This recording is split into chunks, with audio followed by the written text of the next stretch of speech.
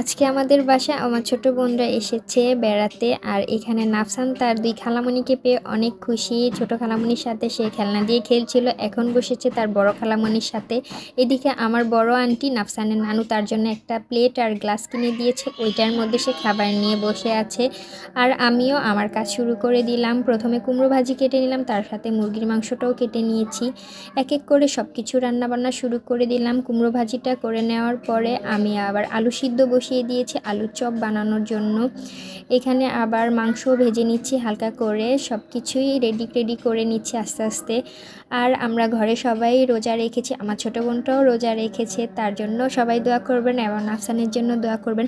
আর এই ভিডিওটা গতকালকের, আমি আজকে ছাড়ছি ভিডিওটা, কালকের সময় পাইনি তেমন। এক এক করে এখন ভাজা পোড়ার কাজ শুরু করে দিলাম। ইফতারের বেগুনি, চপ, পেঁয়াজু, দেন মুরগির মাংসও ভাজা নিয়েছি। এইখানে ফল টল কেটে রেডি করে বসে পড়লাম। আমি এখানে বেলের শরবতগুলি নিয়েছি, তার সাথে আবার আমার শ্বশুর আব্বা মাঠা কিনে নিয়ে এসেছে। এই তো সর্দারপাড়ার মাঠা, এই মাঠাটা অনেক টেস্ট লাগছিল। সবাই মিলে ইফতার করতে বসে পড়লাম। আজকের ভিডিওটা এই পর্যন্তই। ধন্যবাদ সবাইকে। ভালো লাগলে অবশ্যই কমেন্ট করে জানাতে ভুলবেন না। আসসালামু আলাইকুম, আল্লাহ হাফেজ।